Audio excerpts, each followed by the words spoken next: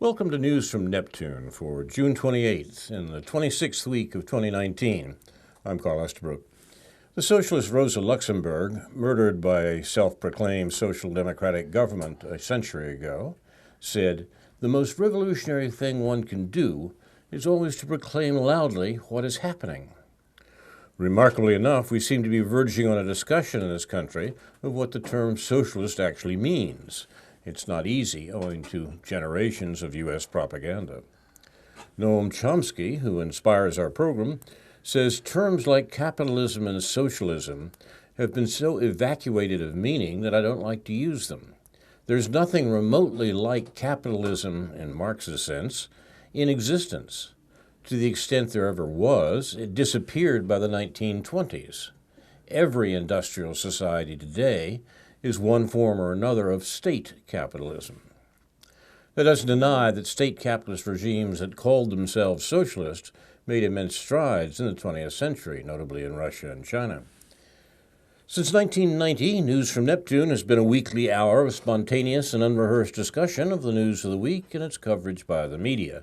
First on a so-called community radio station, and now via Urbana Public TV and YouTube. Earlier editions of this program are available at archive.org. Chomsky says in the U.S. media, either you repeat the same conventional doctrines everybody is saying, or else you say something true and it will sound like it's from Neptune. David Green and I will try to say some true things tonight on a G20 and G-Whiz edition of News from Neptune. On the International Economic Meeting in Osaka, going on right now, the G20, and 2 nights of Democrats' bloviation, gee whiz indeed. I have one comment, I think, on the Democratic debates, David, one genuine surprise, and there were very few other surprises, there weren't any other surprises, I think, but one genuine one. In spite of the one-sided presentation of the debate, of what happened in the debate in the media, curiously edited in terms of an account of what even was said in the debate, much less how the debate itself was edited by the participants. The first poll and several other polls afterwards had Tulsi Gabbard as the shock winner of the first Democratic debate, as the Daily Mirror, the British paper, put it. NBC's debate hosts weren't very interested in Tulsi Gabbard, but Google searches for her name soared during and after the program. So strangely enough, she seems to have captured the attention of viewers, and even though she didn't capture much of the attention of the other so-called debaters. It was called a hands-down win for Tulsi Gabbard by at least one media outlet.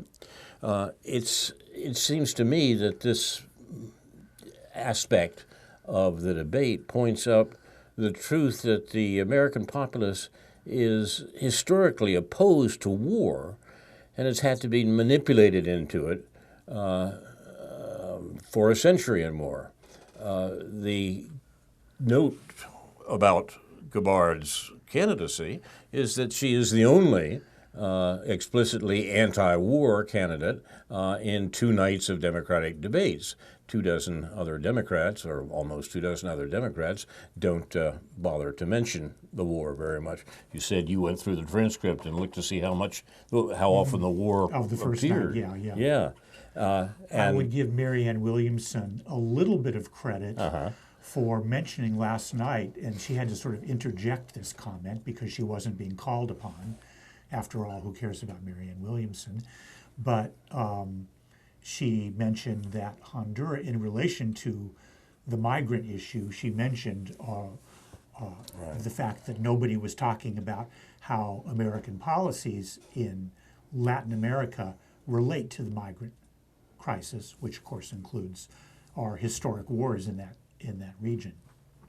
The peculiar outcome of the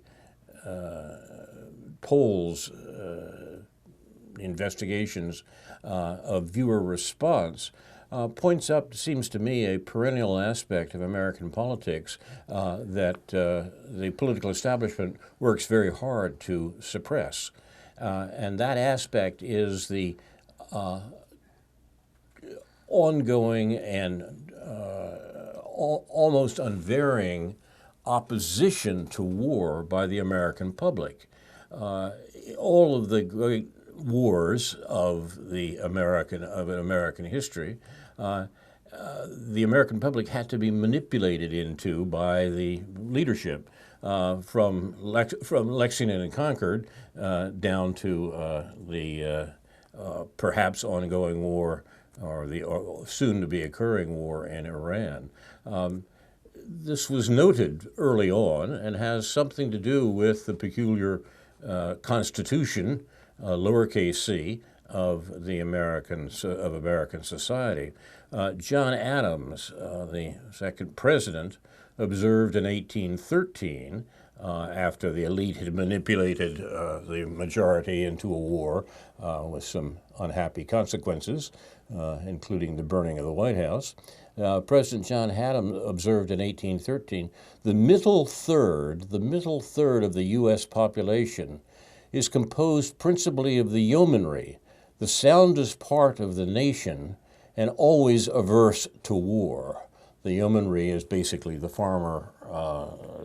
free farmers of America that constituted a significant part of the population in 1813. But Adams referred then to the fact that this collection of people in the U.S. Who had their roots, after all, in the American Revolution, as we call it, is always averse to war. That hasn't changed.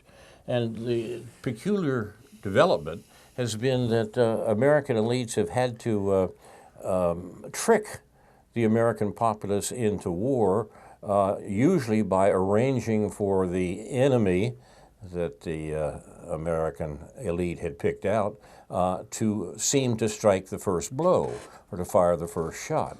And that's true from Fort Sumter to Pearl Harbor, as we learn more about what happened in the run-up to the Japanese attack that opened up the Second World War. The enmity and indeed war-making between Japan and the United States had been going on for some time, and it's certainly not the case that an innocent America was attacked out of the blue by the Japanese. The Pearl Harbor was the result of the struggle between Imperial Japan and imperialist United States for control of the Pacific, which has been at the heart of American foreign policy since well before the Second World War, and remains so today. Well, I think I read that quote that you did somewhere about the American people and the yeoman farmers and all that. I guess my question would be, how did these yeoman farmers get their land? Oh, well, yeah, quite right. I mean, you know... somebody had to fight a war, or at least evict the population off of that land for them to get that land. It was stolen, of course, as we know. The thieves don't have to turn their thievery into a war. That certainly happened in the United States, but no one pretends that a lot of innocent Americans were sitting around in what had just accidentally been the former land of the Native Americans.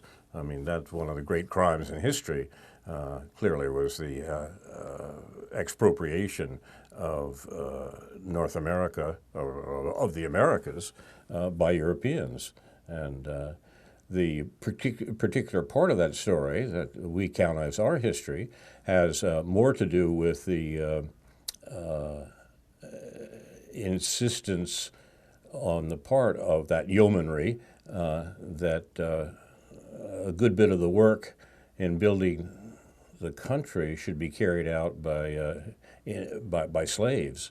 And the point that I think is probably a lot clearer now to many people than it has been in American propaganda is that the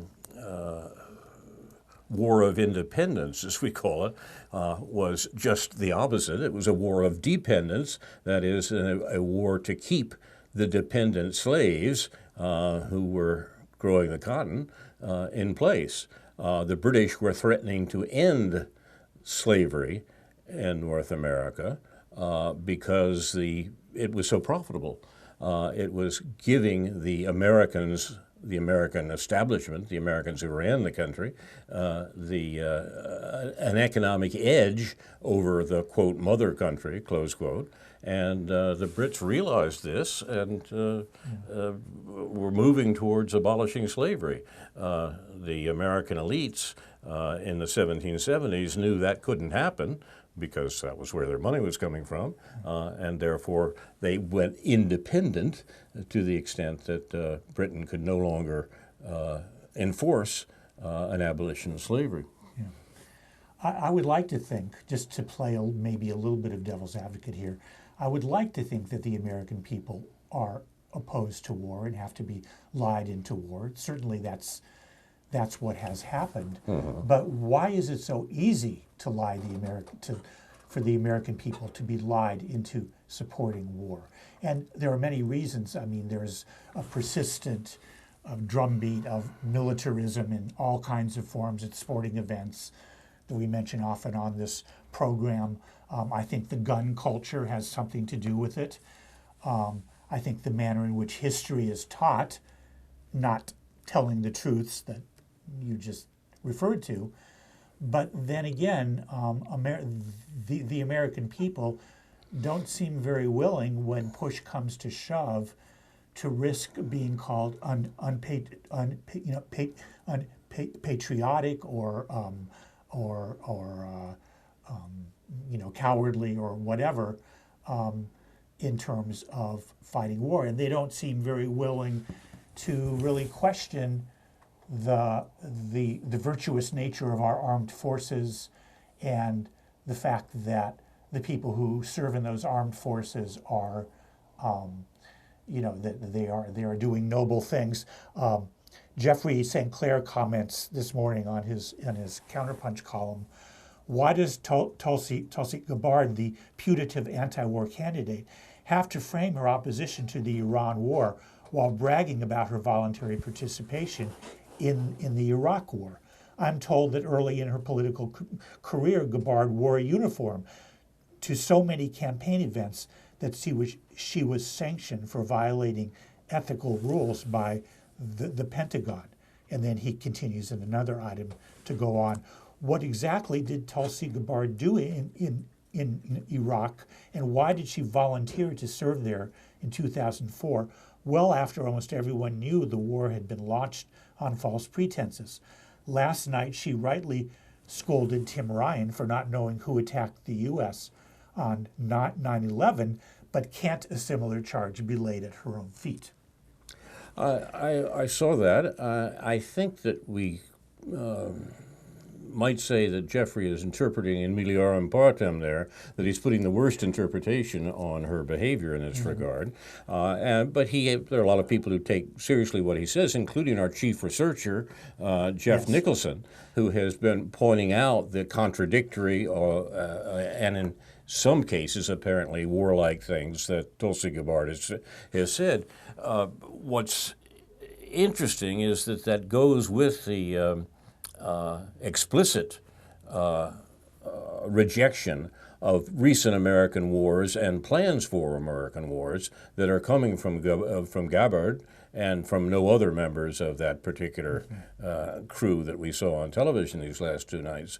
I'm more sympathetic to her than either Jeff Nicholson or Jeff Sinclair, both of whom are guides to us for the sorts of things that we want to say here. I think you could make I think you might ask again, why was the Pentagon upset? Jeff says the Pentagon had to reprimand her for wearing her uniform while talking about the political situation. This was seems to me an important presentation on her part. She's a pretty good saleswoman, I think. And she has to point out that if she's going to criticize American wars, she has to put it in the context of A, she knows something about it directly, and B, it is not a criticism of the people who served with her who were convinced that that was the thing to do. The only reason the Pentagon was upset about her using her uniform is that she was attacking what the Pentagon was doing. And she knew that, they know that, and if we think for a moment, we know that too.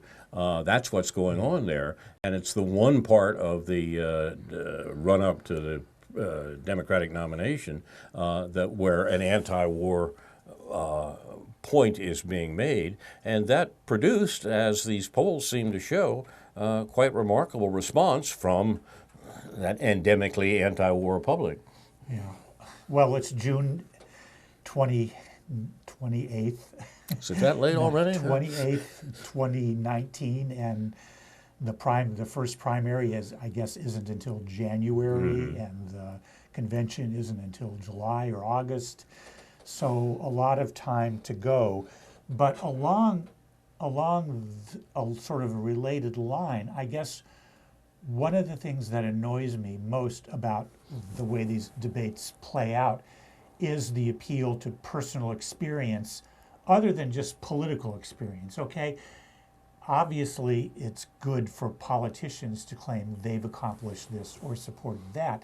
But on the other hand, and I know this is done routinely, and I know that it's going to continue going on, but the question becomes, why does it take personal experience for people to understand that everyone needs health care? Why on earth does anybody invoke their personal experience with a loved one's health care or their own health care or personal experience related to anything related to what sort of government policies that we need to provide health care or to prevent crime or whatever? Why is this so routinely done to assume that you only have credibility if you've experienced something personally, if you've gone into debt for college or whatever? Why do people put up with that? I ask in admittedly in a sort of innocent way. Remember what one of the great con men of this enterprise, and that's saying something because, of course, they all are in various ways. One of the great con men of these presidential campaigns said as his token phrase a couple of years ago, "I feel your pain." Oh. And I think what you're talking about here is a even more primitive attempt to make that point, Bill Clinton's point that he apparently thought would do him some good. And, I'm not sure it doesn't. I mean, it's that sort of identification, that's supposed to be important for these folks. Well, we can wonder about that. But Donald Trump won the presidency, a wealthy man who has never known a want or need in his life in economic terms. He won by convincing people that he was going to help them. Yep. He lied about that, and he hasn't done anything to help them, but still, people weren't convinced by his experience in poverty. They were convinced, desperately so, I guess, because as Sanders and Sanders used the same tack, by him simply recognizing that they had lost their jobs and he was going to bring them back, claiming that he was going to bring them back. He didn't have to say, I've brought back some jobs. He didn't have to say, well, maybe he kind of went on about he created jobs by building casinos or whatever, but it had nothing to do with his personal experience. I think that's true, but the people who were convinced that Trump did indeed feel their pain in an effective fashion were those who saw that the government policy for several administrations had not been in the interests of the majority of Americans, and Trump said so. Trump was the first major party political candidate in 40 years to attack the neoliberal and neoconservative policies, the policies that led to more inequality and to more war. He attacked them specifically in spite of the agreement among the major parties that one should be very careful about telling the truth about what American policies actually were. Now, you may say that in office, Trump has certainly repeated the bad part, much of, the worst parts, if you like, of the policies, neoliberal and neoconservative, of the previous administrations. That's true. But there's a real struggle going on within the country between the political establishment, which remains desperately afraid that Trump might actually act on those attacks on neoliberalism and neoconservatism, that he might actually work against the more war and more inequality that's been the result of the policies of the Obama administration, say, and that instead of being tamed to the proper role of an American president in the eyes of the political establishment, he actually will act on the things that he said. That scares them. One more thing along these lines, in relation particularly to last night's debate, Thursday night's debate, the second debate, Jeffrey St. Clair writes, "I'll give Bernie this," referring of course to Bernie Sanders. "He's almost totally without artifice. He doesn't waste time on stories and heart-tugging anecdotes." That was very noticeable. I think that's an important point. Goes on. You have the rest of it there. Read what Jeffrey wrote. He's like one of the lesser Old Testament prophets. Yes, exactly. He's old. His knees hurt. He can't hear well. He wakes up irritated. He's been shouting the same thing for years. And damn it, and he said "damn it" he said "damn" on the debate last night. People still aren't getting what he's saying. Right. And it was that's refreshing what he thinks, to hear, yes. And it's exactly the manner in which he expressed himself, both I think in his first statement and his last statement. His closing statement was without any of that appeal to personal experience, simply describing what the country is going through and whom you're going to have to challenge in order to make serious changes in this country. And for anybody with a little bit of a class-conscious ear or a genuinely socialist ear, that had a very different ring to it than almost anything that anyone else said. I agree. I think that's right, and I think I must admit that I took Jeffrey's description of the elderly Bernie Sanders very much to heart, because what he said there unfortunately, yes, spoke to my experience. Yes, right. And Jeffrey doesn't like Bernie Sanders. No, in fact, he wrote a book. He wrote a whole book, Bernie and the Sandernistas, a collection of articles by counterpunch writers in regard to what he considered the sort of the phoniness of the Sanders. Maybe phoniness is too harsh a word. Here he's praising him for being without artifice. And along those lines, and I'm just putting in a good word here for Bernie Sanders, just because, alongside everything else, and not that I'm necessarily even putting in a bad word for Tulsi Gabbard. There was a long article.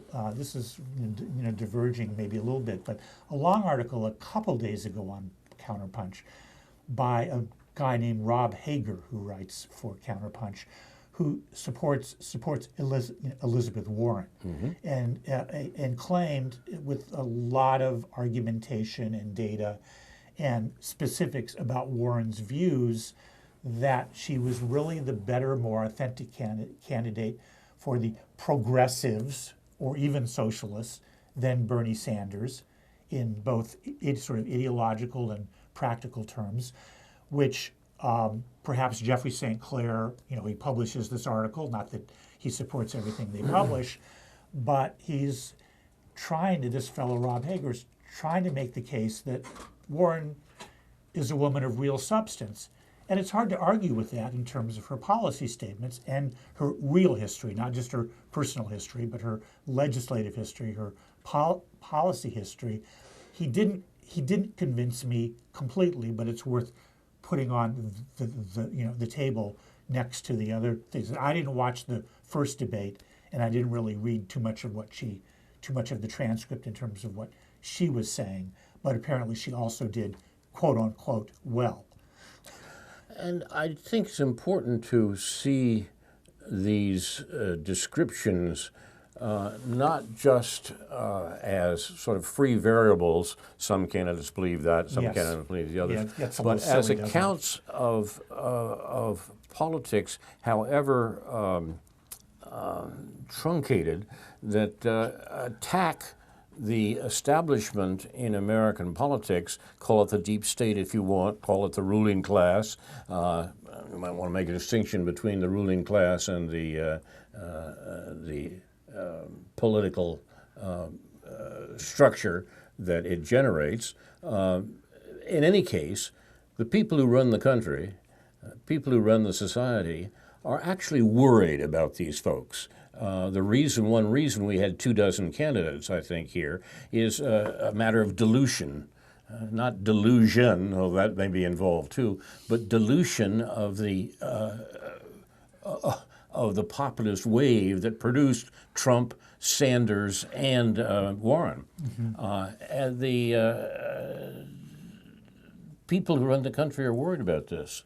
They're concerned that some of the sorts of things that were being said by the far out or far left candidates, and even in some cases by the so-called far right candidates, are being taken seriously and have a chance of interrupting the form of rule that has been characteristic of American society literally for generations. They get a representative of that populist wave in office, and they turn him pretty quickly to do what his predecessor, whom he also often attacks, was in fact doing. And the actual policies of the Trump administration are not that much different, particularly on those fundamental issues of war and the economy. They're worried, though. Yeah. And that's what's being played out beneath the surface, I think, in this business, and the reason we had so many compromising candidates, so to speak, on stage last night. And and partly it comes back to the absence of serious debate about foreign policy. Some pretty outrageous things were said last night, but all of the conventional wisdom about isolationism in NATO and this kind of thing, not really particularly clarified by anything that Bernie Sanders said or that Warren said the night before, as far as I can tell.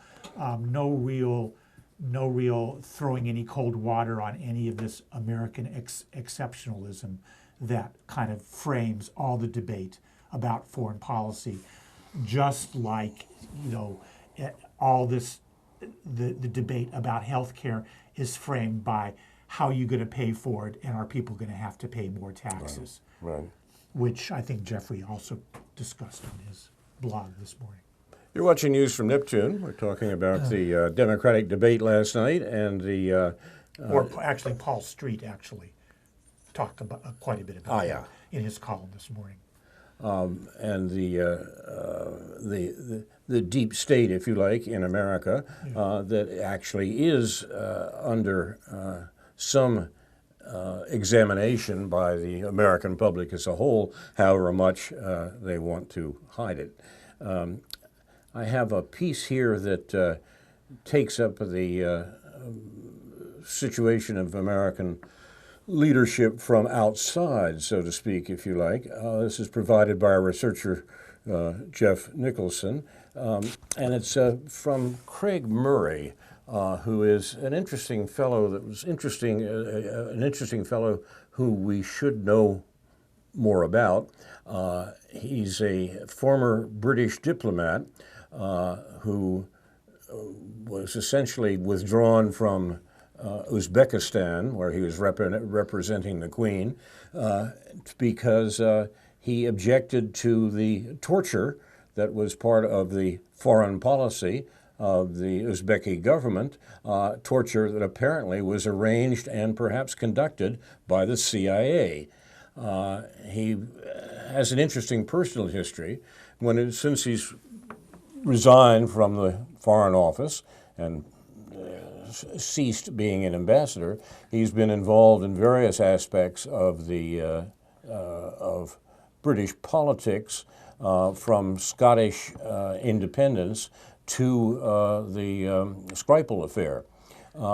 More importantly, perhaps, he's also involved with Julian Assange and WikiLeaks, and he has been writing about the politics that he has observed as a Foreign Service officer and as an ex-Foreign Service officer for some time. His blog, which I will put a link to on the Facebook page for News from Neptune, is important, unusual, and I think talking about things that the British and American governments would both give a great deal not to have talked about.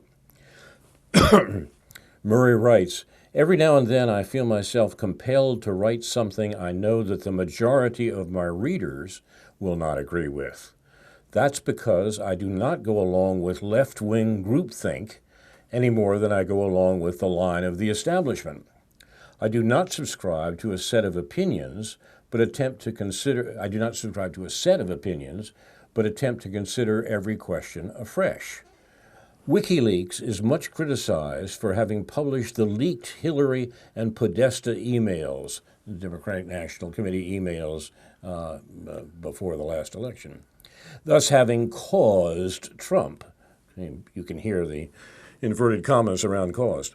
"At its extreme, this involves the entire evidence-free Russiagate paranoia.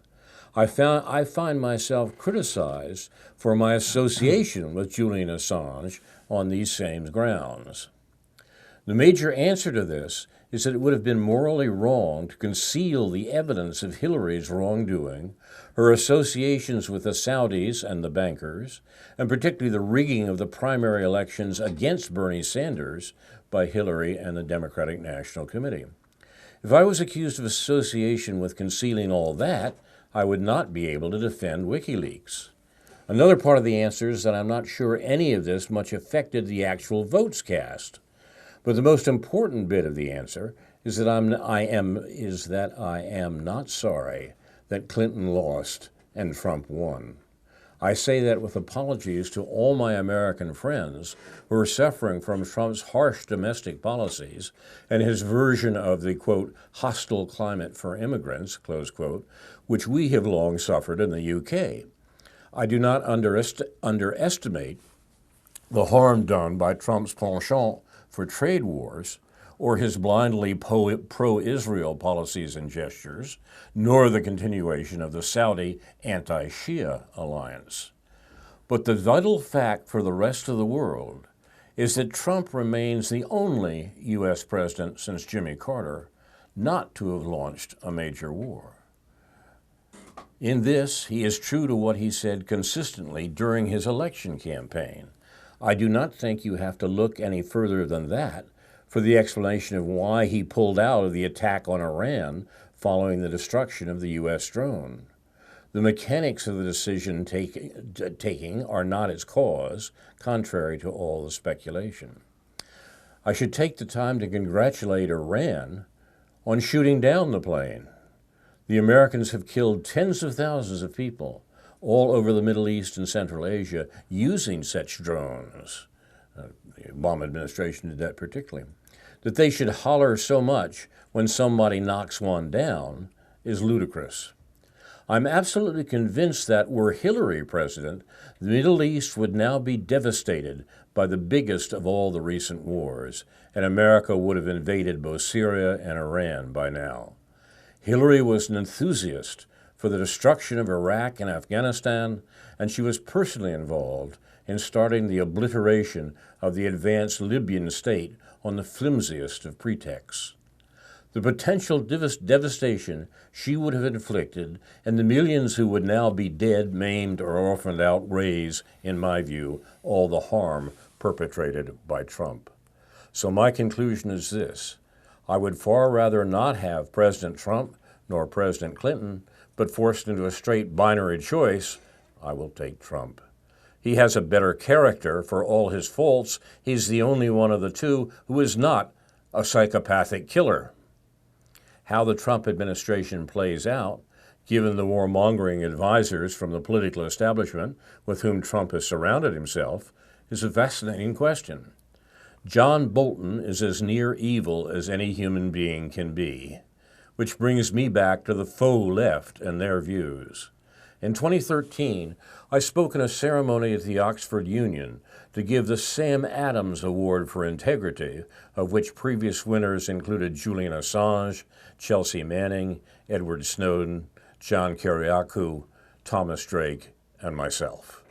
Hundreds of students from the left at Oxford University were engaged in a rowdy picket against the Sam Adams Award aimed to stop the event because of the ridiculous allegations in Sweden against Assange. Now get this, exactly the day before, the Oxford Union had hosted an evening with John Bolton. Not a single member of the left, in quotes, who tried to prevent Ray McGovern and me from speaking, this is Craig Murray, had demonstrated against the egregious war criminal responsible for the death of millions. There could not be a more stark example of the spectacular success of the establishment in using the false trail of identity politics to split and divert the left, particularly among young people. Close quote.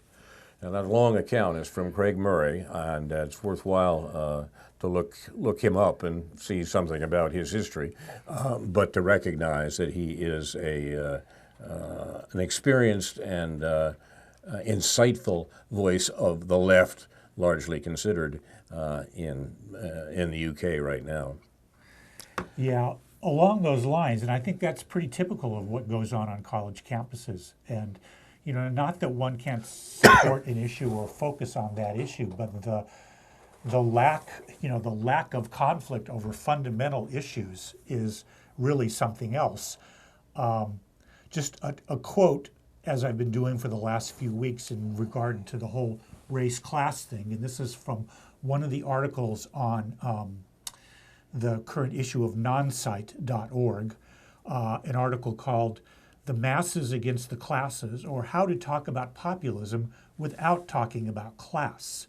And this is a long article that many people will not want to trudge through the whole thing, but it gives a really good history of how populism has been defined in this country since the late 1800s by someone named Anton Jaeger, who teaches at the University of Cambridge. He begins with a quote from Bertolt Brecht, something called "The Song of the Class Enemy," and it's just 4 lines, and it goes like this: "For we are class enemies, whatever they tell us. He among us who didn't dare to fight, he dared to starve." And as a part of this article, towards the end of this article, Jaeger quotes Walter Ben Michaels. And Walter Ben Michaels, someone we refer to every so often on this show, who's done a lot of work with Adolph Reed regarding the class versus race issue, he wrote, "Insofar as the conflict between classes is structural rather than affective," Walter Ben Michaels writes, and the rest is a quote from Michaels, "it has nothing to do with attitude," which is what we're talking about on college campuses most of the time. You've got the bad attitude. You've got a bad attitude about certain kinds of people. It has nothing to do with attitude, by which I mean, Walter Ben Michaels means, that it is real whatever the attitude of the classes might be, and it would survive even if the person in question gave up his bad attitude and adopted the good one. The economic shifts that are taking place, the more and more extreme in inequality, the more and more going to the top, more and more income and wealth going to the top. Michaels notes elsewhere, quote, again Michaels, "No doubt some people may be unhappy about the loss of status, but many millions more are going to be unhappy because of the loss of actual money."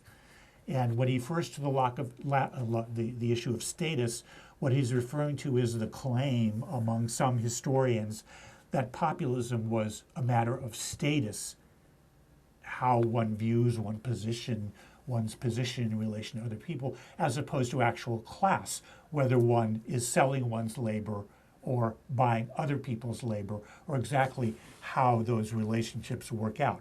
And this is an ongoing thing. And again, let me put in a plug for this article for those who wish to know a lot of the background since the late 1800s of what populism is, since we refer to populism a lot on this program in a positive way.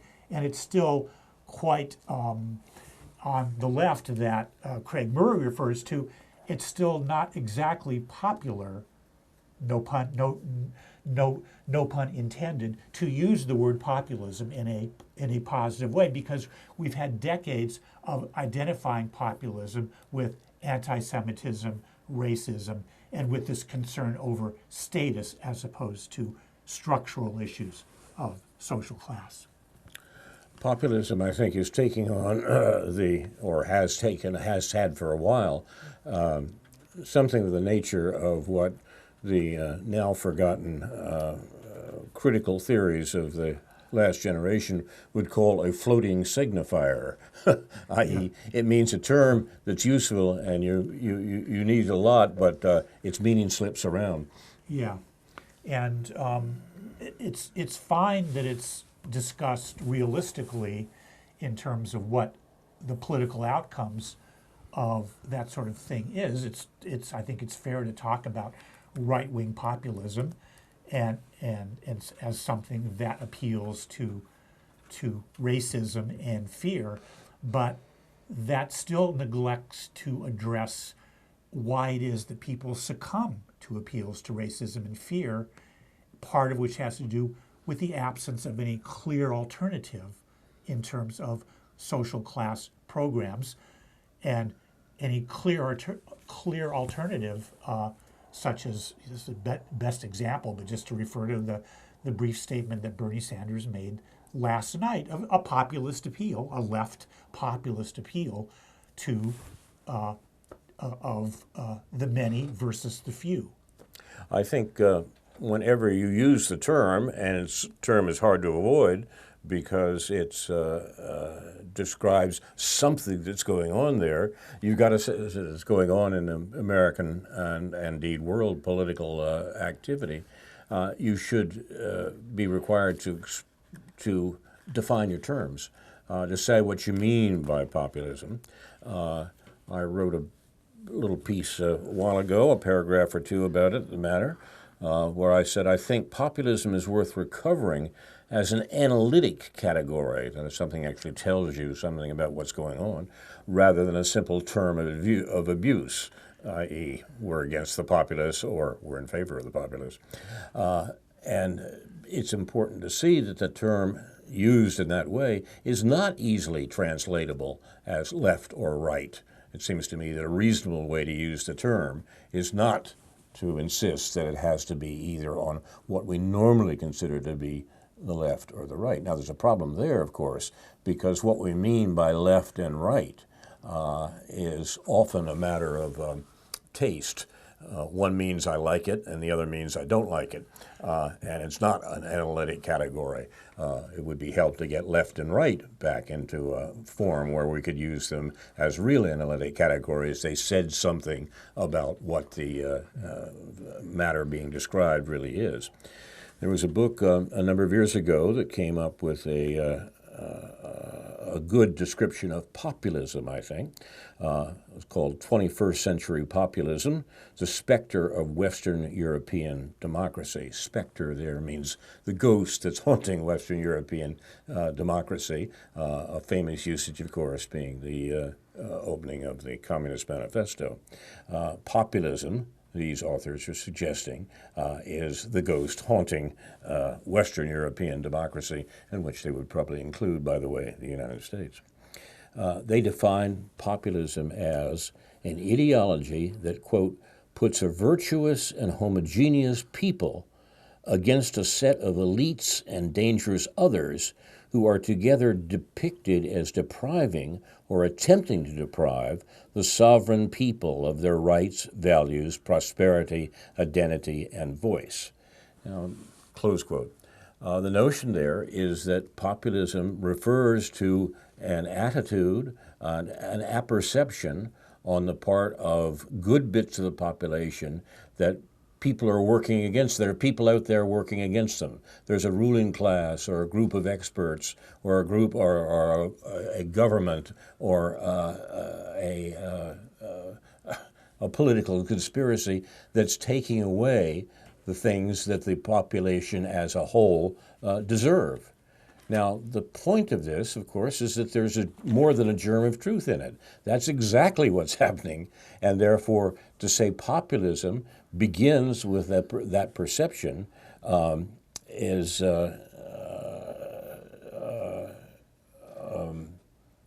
hardly controversial. Surely it does. The book that I'm quoting from said recent examples of populism include the Iranian demonstrations. These were the demonstrations against the government of Iran in Iran from a half dozen years ago, the Trump campaign, the Sanders campaign, Brexit, the Le Pen and Mélenchon campaigns. Notice one is left, one is right in French politics, supposedly. The Five-Star and Lega campaigns, one is left, one is right in Italy. Since this piece was written, there is, of course, a government emerged in Italy that's a conjunction of the left populists and the right populists, the Lega and the Five-Star movement. Even the AfD in Germany. Only by establishment convention are these movements right-wing, which normally means support for the wealthy. But populism supports the opponents of wealth.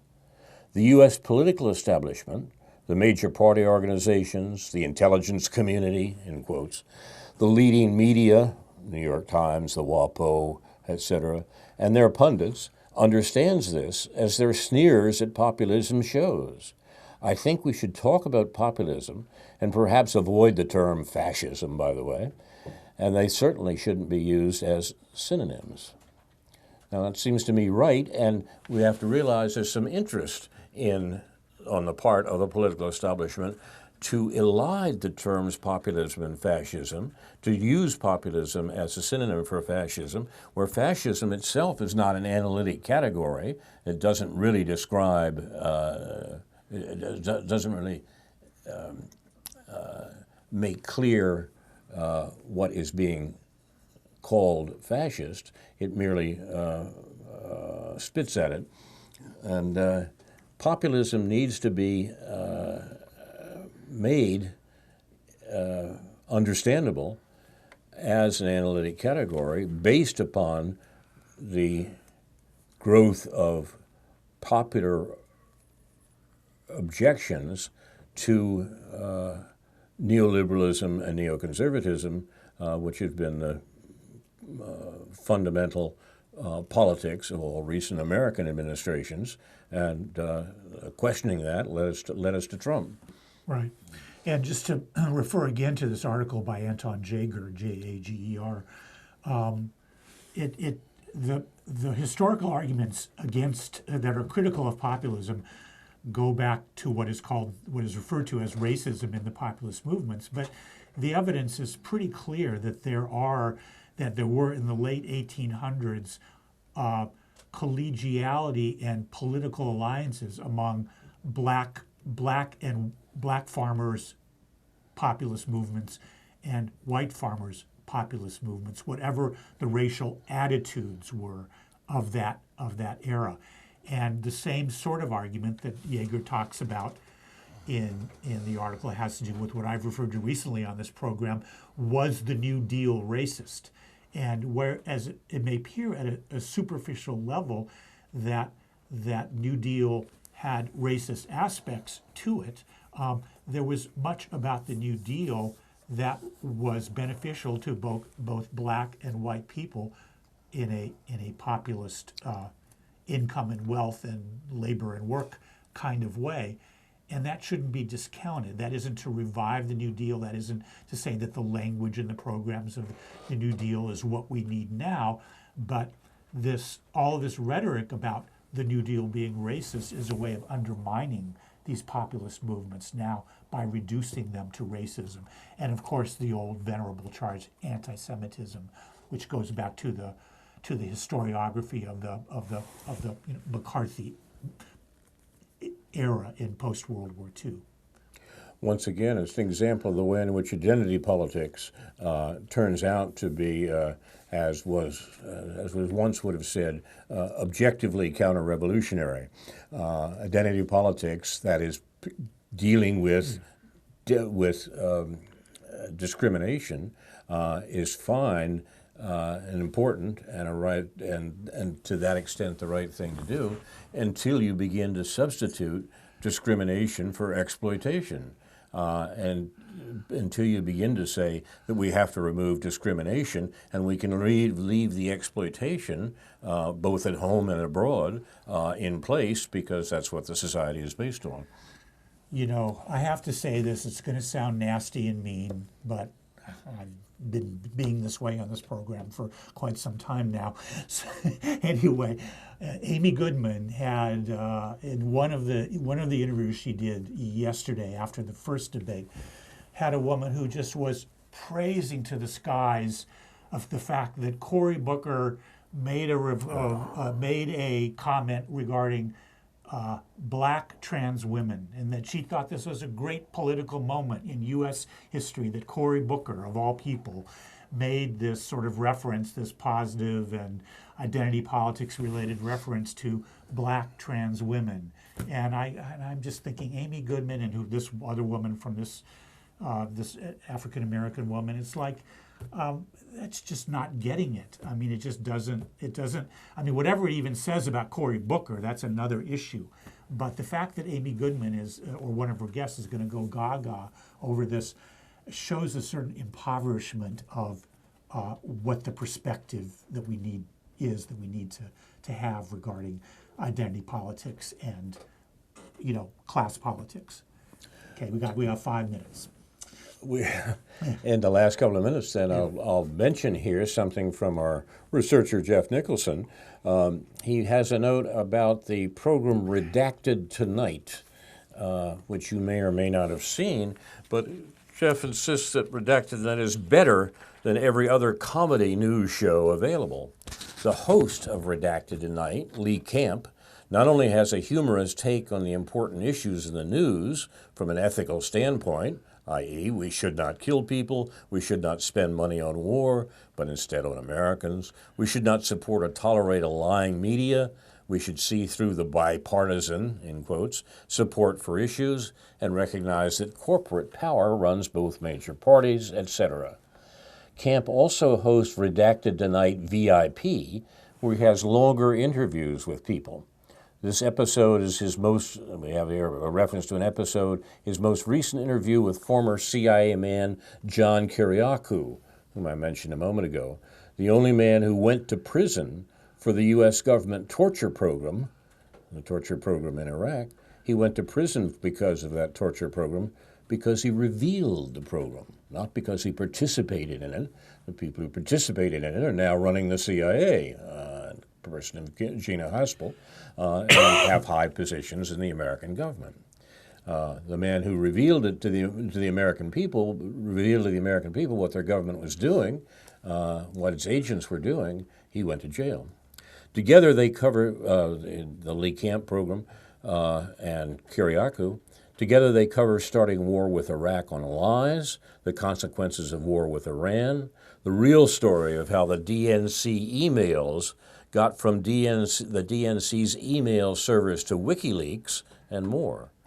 And then Camp Talks, in the program that I'll put a link to on the Facebook page, Camp Talks to Michael Nigro, a photojournalist who covered Extinction Rebellion, a nonviolent climate change global warming protest group who demands that media tell the truth about climate change, demanding it be described as climate catastrophe instead.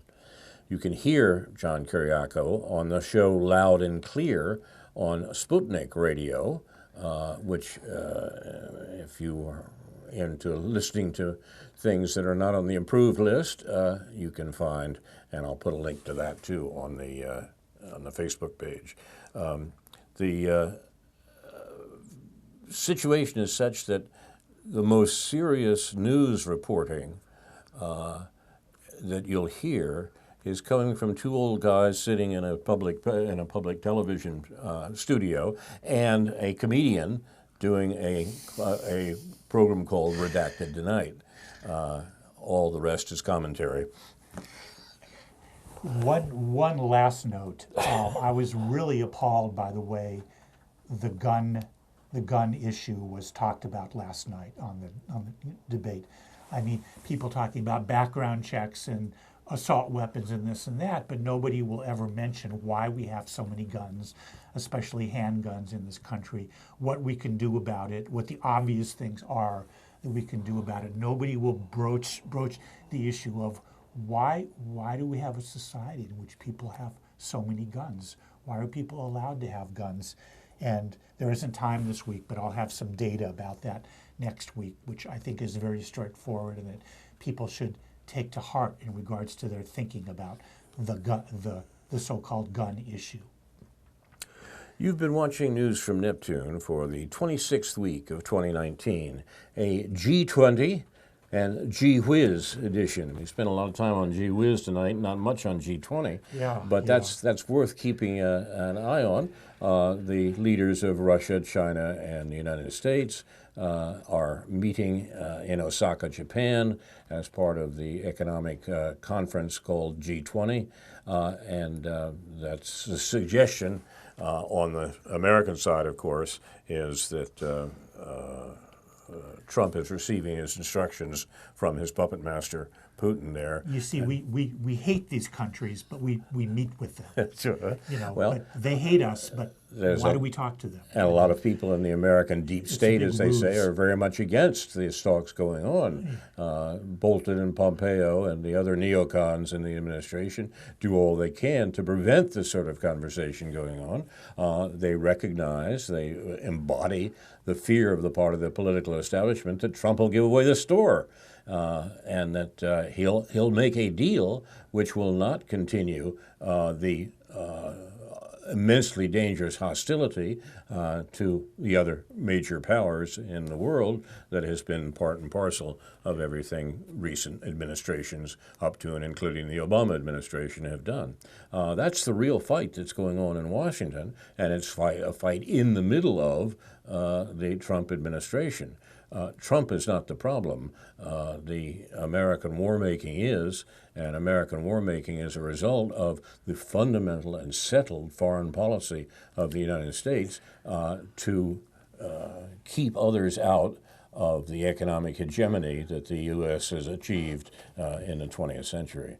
The fight goes on, the battle goes on, and the lines of opposition are difficult sometimes to discern, particularly with the immense propaganda accounts that we get from the American media.